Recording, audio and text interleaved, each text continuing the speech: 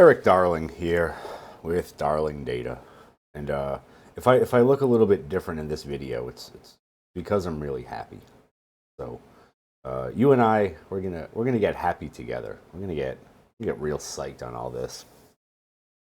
You and me.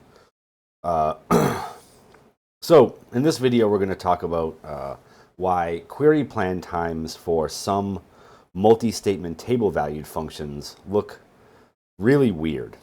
Now, I don't want you to think that I contain multi-statement table valued functions, multitudes of them, multitudes of multi-statement table valued functions. No, I don't want you to think that I condone the use of multi-statement table valued functions, because in general, they're, in my experience, they are either like a complete performance albatrosses tied to the necks of your queries, or they're just whatever. I don't think I've run into a situation in my history where switching to a multi-statement table valued function made things dramatically faster. I suppose there's some chance of that happening if you were splitting up a larger, more complicated query, and you decided to use one to materialize some intermediate results. But even that's a bit of a far-fetched scenario. That's a pretty big gamble because of the many limitations that table variables have in SQL Server. And if you have questions about that, watch the rest of my channel videos, because I talk about it a lot. All right, so do that. Do a little bit of diligence. All right, a little bit of diligence is due from you. You owe me one diligence. So we're going to look at two different multi-statement table valued functions, and we're going to look at three different queries calling two different multi-statement table valued functions. That sounds about right. So this is the first one. It's called score stats. It accepts a user ID integer. It inserts some stuff into a table variable. Well, actually, let's zoom in here a little bit. This is what makes a multi-statement table valued function a multi-statement table valued function and not an inline table valued function, is that we are returning a table variable. Right? This is our return clause at out table stuff.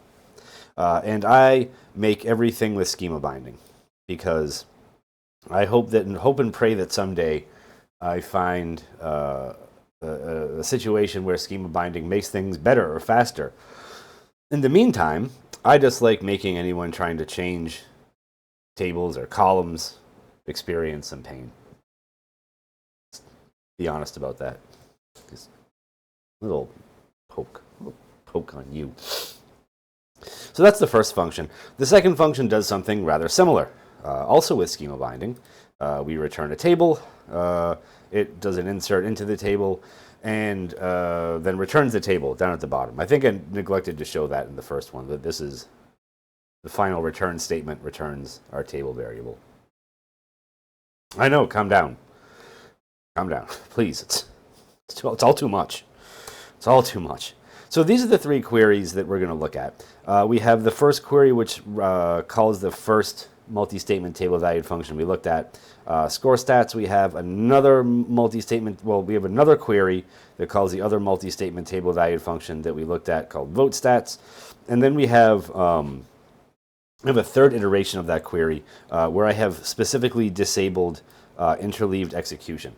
And the reason I've done this is because it used to be that if I ran these two queries back to back, if I ran this one and then reran the same query, I would get accurate execution times shown in the query plan on the second run when it was working with a cached plan. We'll talk about why in a second, but I don't get that anymore, so now I have to use the disable hint to show you what's going on.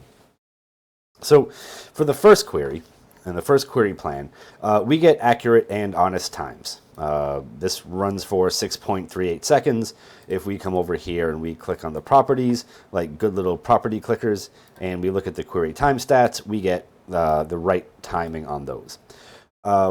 This function is not, at least I don't think it was, this function is not eligible for interleaved execution. We'll see in the other function, there'll be a message up in here it'll say, "Oh yeah, you're cool with that. You can get me some functiony goodness. You're a nice hip happening person." But this one we don't have that. But anyway, this multi-statement table evaluate function does return correct and accurate query timings. The second one does not. So the second one, with the query that doesn't have the hint, where this thing says it ran for 1 second, is an absolute lie.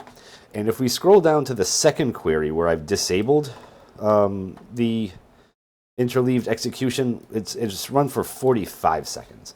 This query did too, and we can verify that this query ran for 45 seconds because if we go to the properties here and we look at the query time stats, we can see a complete and utter nonsense lie for CPU time, and then 42 and a half seconds of elapsed time, right?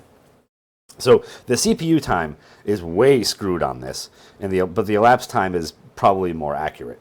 Now, coming back to what I was talking about with the interleaved execution, if we go in here and we look at this part of the query plan, we'll see this contains interleaved execution candidates is true. How nice. We have found a truth in the world. Then that is just excellent for us.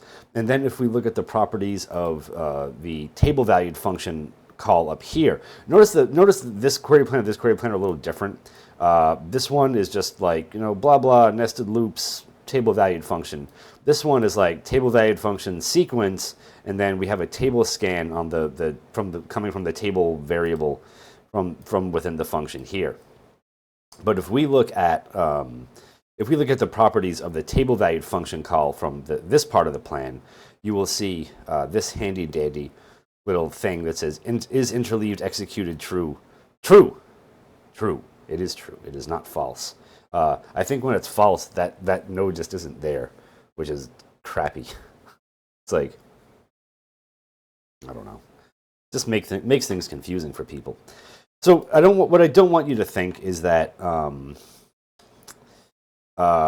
disabling interleaved execution is what made this call slow. These calls both run for just about the same amount of time. There is a slight difference in the parallel versus non-parallel plan.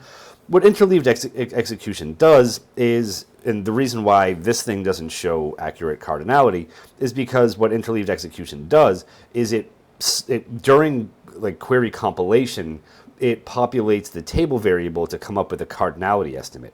So like it sort of like happens in these like two phases where like that happens, and then the rest of the query runs using that estimate.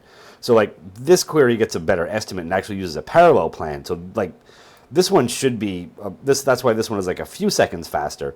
But these things both run like we've seen because when I click on this and I go and I look at the query time stats, this runs for 42 and a half seconds, and this runs for about 45 seconds. So the parallelism helps a little bit for this plan because we got a better cardinality estimate coming from the function. But in this one, for this one, we got a 30-row guess, and we got 1086586 of 30. And this one up here, I don't know if that's really better. 1086586 of 4378. So I don't know. Sure, the parallel plan's a little bit better. I don't know if 3 seconds is really that great of a difference here. If you or your boss or whoever were paying me to tune this query, I wouldn't be like, oh, just make the multi-statement table valued function parallel, because 3 seconds, that's as good as we can do. We would do much better than that, you and I. We would look at these query plans together. We would ponder the majesty of interleaved execution, and then we would quickly throw the whole thing in the garbage and rewrite this in a different way. Because there's really I love when Microsoft does this. It's so cute, where they're like, "Ooh, we have this thing that's going to fix this crappy feature we have," and then it's just so mediocre. It just does so little. And you're like, "Okay, wow, you didn't really move the needle there. It didn't work. Didn't really do anything." But anyway, I don't know. That's enough of that. Thank you. I love you. You're wonderful, beautiful people. I appreciate you watching my videos. I appreciate everyone who throws me likes and who throws me comments, no matter what the comment is.